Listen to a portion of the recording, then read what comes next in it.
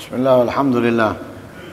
Assalatu wassalamu ala rasulillah. Allahumma salli wa sallim ala miftah habab rahmatik Sayyidina Muhammadin wa alihi wa sahbihi wa ahli mahabbatika wa ta'atik wa tadarak ummatahu bi sari'i ighathatik nawayna ta'alum wa ta'lim wa naf' wal intifa' wal mudhakarata wal tadhkir wal ifadata wal istifadah wal hathala tamassuki bi kitabillahi sunnati rasulihi wa du'a ilal huda wa dilala alal khair ibtigha'a wajhillahi wa mardatihi wa qurbihi wa thawabi minallahi ta'ala. Qala al-musannifu rahimahullah wa nafa'ana bihi wa alamikum fid darain amin. Wa kafa bihadha fadlan wa taqdiman wa aidan fahum umana'ullahi ala asrarih wal wasa'id bainahu wa baina ibadihi innama tadiman ihtada bi anwarihim wa sa'ida man sa'id bi asrarihim falaulahum lam yakun billahi mu'min wala lahu wali fal kullu fi sahaifihim wa min hasanatihim al maktuba lahum wa fi mizanihim. Masih di dalam pembahasan yang sama. Di antara yang perlu kita muliakan, kita hormati dan kita berakhlak, beradab kepada mereka yaitu para anbiya. Kemarin sudah disinggung di dalam ayat Al-Quran bahwa para nabi itu diunggulkan oleh Allah dari semua makhluknya, termasuk manusia dan jin. Dan itu sudah menjadi bukti keistimewaan mereka dan harus didahulukan mereka daripada yang lainnya. Juga mereka itu pemegang amanat daripada rahasia-rahasia Allah dan mereka juga menjadi perantara antara Allah dengan hambanya.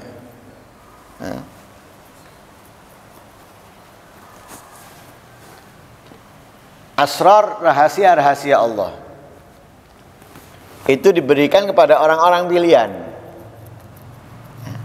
Lah para nabi mendapatkan asrar lebih besar, lebih banyak daripada para aulia. Nah, para wali mendapatkannya. Tapi yang didapatkan para wali daripada asrarnya Allah dibawa para nabi. Lah asrar itu rahasia. Lah namanya rahasia itu tidak boleh atau tidak bisa disebarkan kepada sembarang orang atau setiap orang. Karena kalau sudah disebar kepada sembarang orang bukan menjadi rahasia lagi. Kalau itu sesuatu yang sangat baik, yang sangat mulia, itu adalah spesial berarti. Yang menerima rahasia itu spesial. Nah, seperti dari Allah kepada hambanya, kepada makhluknya. Itu berarti kalau namanya rahasia itu sesuatu yang sangat spesial. Lah para nabi memegang amanat itu. Sehingga tidak ada para nabi menceritakan, menyebarkan kepada siapapun, sekalipun orang yang sangat dicintainya. Ya, seperti istrinya, anaknya atau sahabatnya, enggak ada para nabi menyebarkan yang itu adalah rahasia.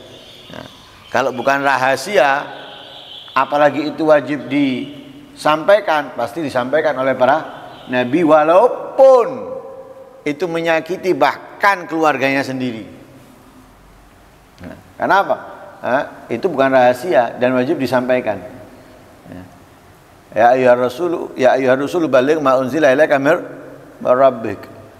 Diperintahkan oleh Allah, sampaikan apa yang diturunkan kepadamu dari Allah Subhanahu wa ta'ala Tuhanmu. Walaupun itu menyakitkan. Jangankan menyakitkan orang lain, menyakitkan keluarganya sendiri, tetap harus disampaikan. Seperti ketika Nabi menyampaikan surat Tabbat yada abi lahab wa tab, yang di dalamnya menyinggung dan menyatakan hal yang tidak baik untuk pamannya, saudara bapaknya, saudaranya ayahnya. Tapi mau tidak mau disampaikan walaupun Nabi kurang nyaman menyampaikan itu, tapi karena perintahnya Allah mau tidak mau disampaikan oleh Rasul sallallahu alaihi wasallam, tidak kemudian ditutupi karena pamannya ditutupi, ya, agar tidak orang tidak mengetahuinya, ya, karena pamannya nggak ada, ya. Hak-hak yang harus disampaikan walaupun itu lawannya adalah pamannya. Nah, kalau kita kan enggak, kepada orang tua, kepada mertua, kepada paman, ya, ketika mereka melakukan kesalahan nyata jelas, kita diem, sungkan, nggak enak paman, nggak enak saudara, nggak enak ayah, nggak enak paman, ini gitu. Tapi Nabi tidak, ketika diperintahkan, ya mau tidak mau harus dijalankan, harus disampaikan, ya. Oh, kurang ajar berarti, tidak kurang ajar, wong hak-hak kok. Kurang ajar itu kalau bukan kebaikan, kesalahan kamu menegur keliru. Nah, ini hak yang harus disampaikan. Ya nggak ada urusannya dalam hal itu. Yang penting penyampaiannya benar, nggak salah, selesai. Nah, adapun penerimaannya dianggap ini, dianggap itu, biarkan. Kalau nanti kamu menyampaikan yang hak yang harus kamu sampaikan. Lah begitulah para nabi sallallahu alaihi wasallam. Nah, dan mereka juga dijadikan oleh Allah perantara. Ya, perantara antara Allah dengan hambanya. Nah, dan itu menjadi sangat jelas di umatnya para nabi dahulu. Umatnya para nabi dahulu itu untuk memohon kepada Allah mereka nggak bisa. Harus datang ke nabinya. Nah, nabinya yang memohonkan. Itu jelas bahwa nabinya menjadi perantara antara mereka dengan Allah. Lah kalau umatnya Nabi Muhammad bisa langsung berdoa. Nah, akan tetapi tetap kita melalui perantara Nabi agar doa kita itu diijabahi, bahkan lebih cepat diijabahi. Dengan apa? Dengan sholawat kepadanya. Nah, jadi bukan nabinya yang meminta, tapi kita yang meminta, akan tetapi tetap menggunakan perantara. Apa? Sholawat dengan Nabi agar doa kita didengar dan lebih cepat diijabahi oleh Allah Subhanahu wa taala. Ya. Bahkan dalam ayat Al-Qur'an Allah memerintahkan kita untuk mencari apa? Mencari perantara. Wabtaghul wasilah. Carilah perantara. Ya. Lah, karena itu mereka otomatis mau kita jadikan ataupun tidak, mereka sudah dijadikan oleh Allah ada perantara. Kita tahu Allah memerintahkan ini dari mana?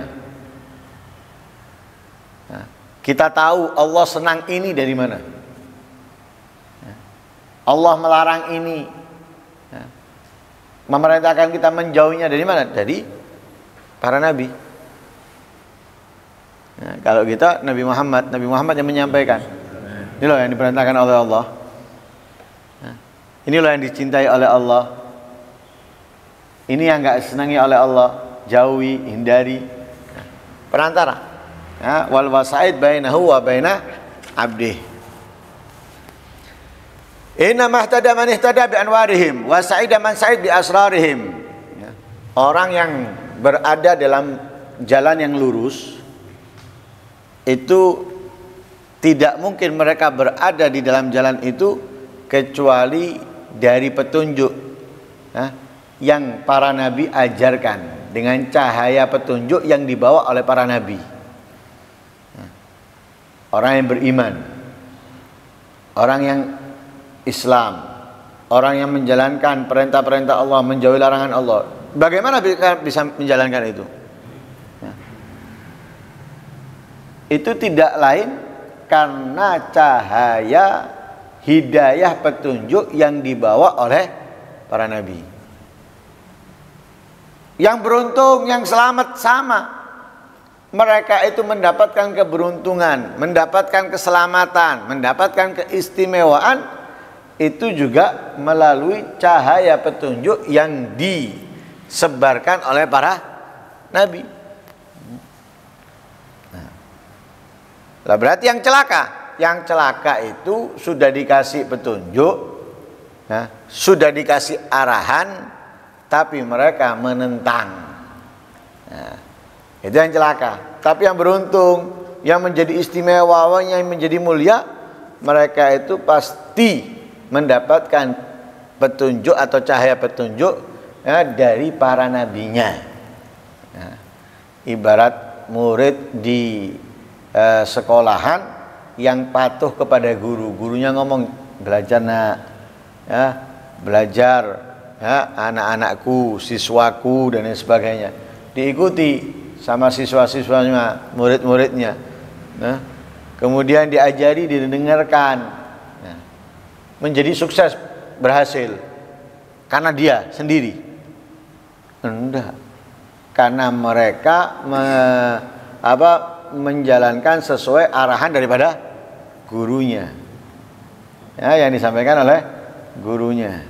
Ya, begitu juga orang-orang muslim, orang-orang mukmin. Nah, kemudian nanti mendapatkan nilai baik, beasiswa di sekolah-sekolah berikutnya, tetap mereka mendapatkan itu semuanya karena apa? Guru-guru sebelumnya. Nah, jadi para nabi itu memiliki jasa besar. Untuk apa? Untuk keislaman seseorang, untuk menjadikan orang-orang beriman, mendapatkan kemuliaan dari Allah. Itu jasanya para nabi, ya, untuk setiap umatnya. Nah, karena itu kalau bukan karena para nabi yang dijadikan oleh Allah sebagai pemegang amanat rahasianya, sebagai perantara antara Allah dengan hambanya, yang mereka mendapatkan petunjuk, mendapatkan kemuliaan berkat cahaya yang disebarkannya, maka kalau bukan karena mereka, nggak ada orang mukmin, tidak ada wali. Nah, tidak ada orang mukmin, tidak ada wali. Nah, fal kullu fi sahaifihim wa min hasanatim al maktuba lahum wa fi mizanihim.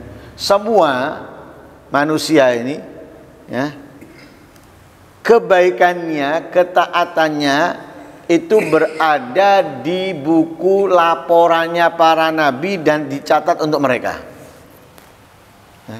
Artinya apa?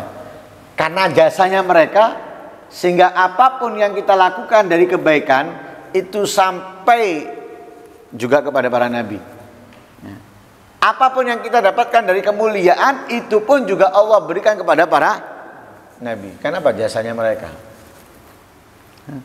Seperti yang disabdakan oleh Rasulullah, ad-dal alal khair kafa'ilih. Orang yang menunjukkan kebaikan seperti orang yang melakukannya. Kita melakukan kebaikan dari siapa?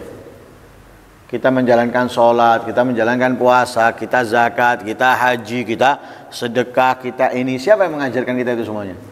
Siapa yang memberitahu kita semuanya? Para nabi, ya, umatnya Nabi Adam dari Nabi Adam, umatnya Nabi Nuh dari Nabi Nuh, umatnya Nabi Ibrahim dari Nabi Ibrahim, umatnya Nabi Musa dari Nabi Musa, Nabi Isa dari Nabi Isa, umatnya Nabi Muhammad dari Nabi Muhammad. Lah, sehingga setiap kita sholat, setiap kita puasa, setiap kita zakat, setiap kita haji, setiap kita umrah, setiap kita sedekah, setiap kita melakukan kebaikan ini, kebaikan itu, ketaatan ini, ketaatan itu, semua kembalinya kebaikan-kebaikan itu kepada para nabi. Nah, kalau kita kepada Nabi Muhammad sallallahu alaihi wasallam, nah, sudah ada dalam catatannya. Nah, dalam catatannya. Nah,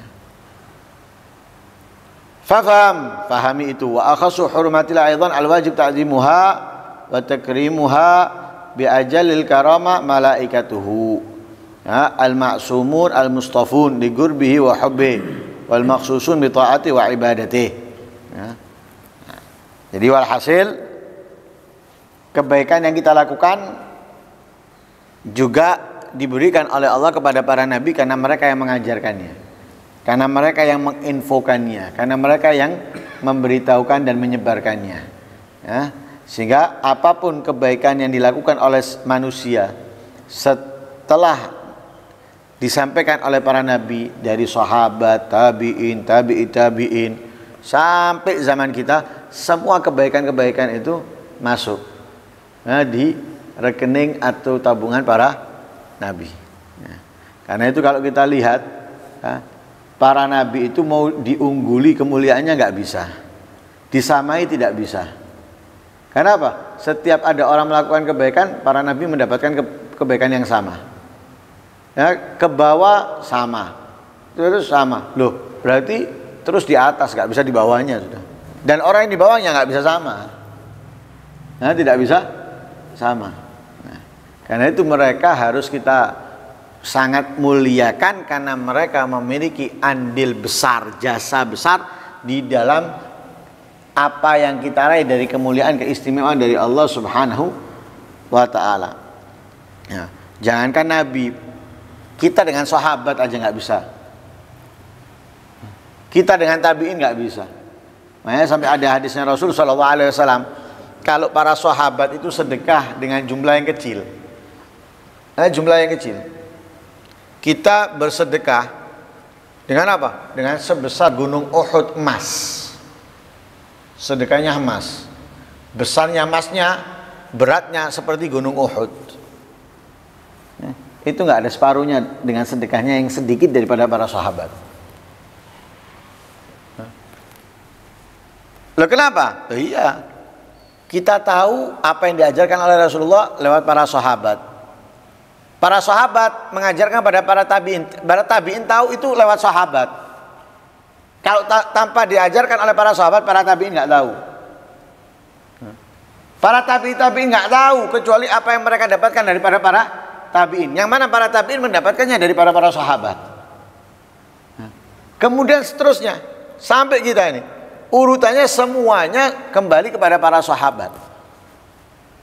Makanya sedekah kita walaupun besar, banyak, itu dibandingkan dengan sedekahnya sahabat, nggak sebanding sama sekali. Karena jasanya yang sangat besar. Karena itu kita harus hargai, ya, dan harus kita muliakan, agungkan para nabi, ya, karena mereka memiliki jasa andil yang sangat istimewa, ya, kepada hamba-hamba Allah Subhanahu wa ta'ala. Semoga kita dapat memuliakan dan mengagungkannya, ya, dan semoga kita bisa mendapatkan cahaya yang terang benderang dari para nabi. Amin. Sehingga kita bisa terus tetap dan teguh di dalam ketaatan kebaikan. Amin Allahumma amin. Wassallallahu alaihi wasallam Muhammadin wa ala alihi wasallam. Alhamdulillahi rabbil alamin. Al-Fatihah.